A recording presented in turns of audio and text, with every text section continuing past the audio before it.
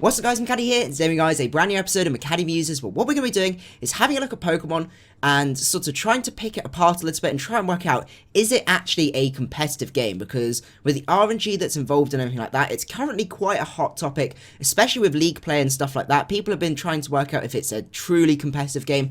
So what I figured was I'd actually, make a bit of a video about it, talk about my opinions about whether it's competitive or not, and get your guys' opinions as well, because I love generating conversations, getting your guys' opinions and seeing what you guys think about it as well. So if you're excited for this, don't forget to hit the like button down below. I'd really appreciate it because I really enjoy doing these. You guys seem to be enjoying these sorts of like talks and stuff like that as well, and yeah, it really supports the channel as well. So what we need to do first of all is have a think about what defines a competitive game.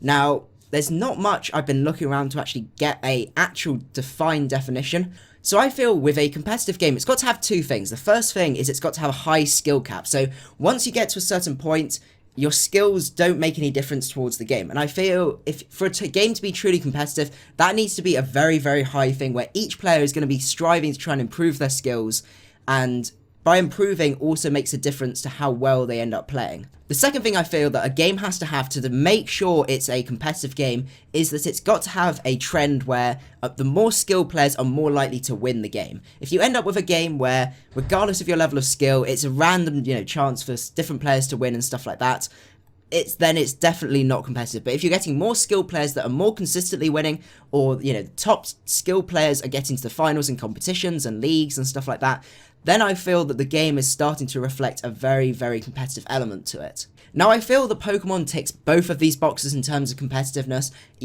With the skill cap, it's a very high maximum skill cap, because you can get into learning how to do predictions, reading your opponent's teams, reading into how their playstyle is playing and adapting towards that. So I think there's a lot of various different skills that you need to try and develop to get better at the game, and you can keep developing even if you're a really top player. The other thing is as well is that consistently overall, people that play Pokemon and are the most skilled at it consistently get the most wins. So I feel it ticks that box as well.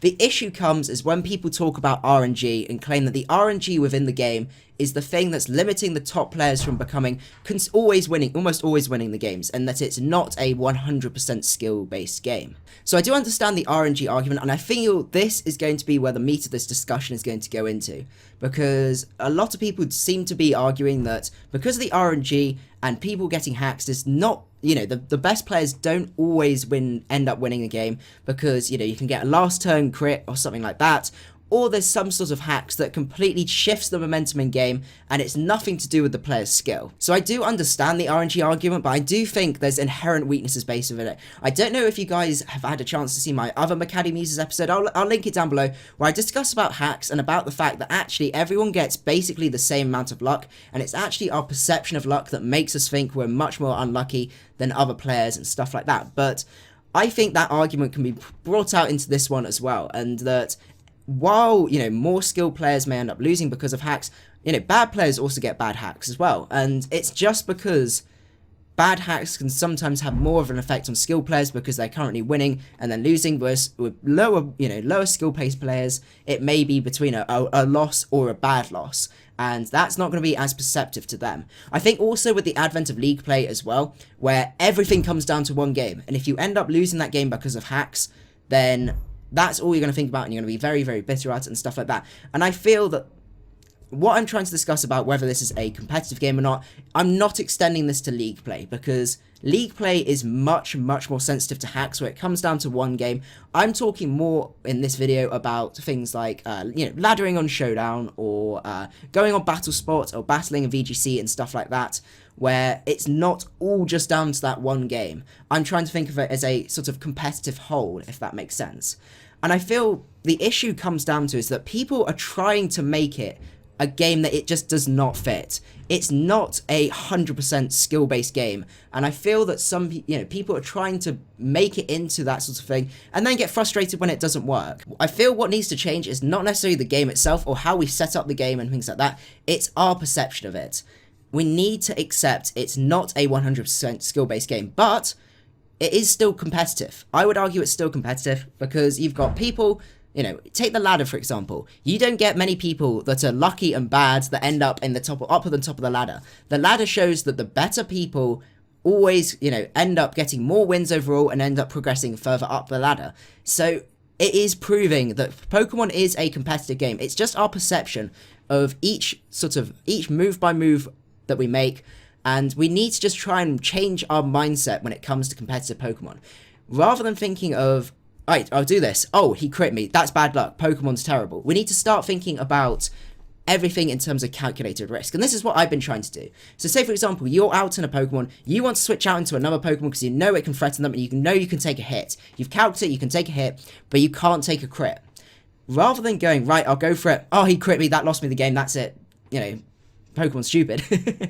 You need to think about it in terms of more of, right, there's a, you know, 1 in 16 chance that this plan is going to go wrong.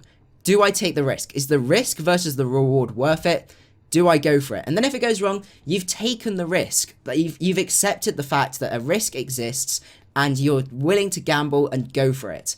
And I think that's where the good players will start to come in. It's taking calculated risks, knowing when to gamble and actually then how to adapt to the situation if the situation goes wrong and your gamble does not pay off. I feel there are a lot of other games as well where it's not 100% skill based and there's a whole ton of RNG. Let's take poker for example. Poker is a lot about reading your opponent.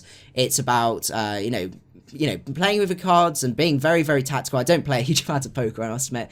So I'm probably not making the best analogies. But anyway, this is how I feel Pokemon should be viewed.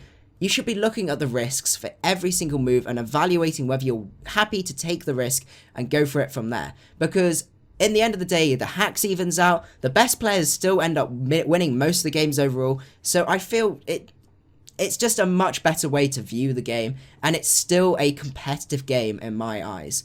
So that's my sort of opinion on the whole thing. I hope you guys did enjoy the video. I would really appreciate it if I could get your thoughts on this. It has been a slightly bit sort of rambly, I must admit, but I just want to give my thoughts out for you guys, and I hope you guys did enjoy it. But anyway, hope you guys enjoyed the video. If you did, don't forget to leave a like, and I will see you guys later. Macadii out.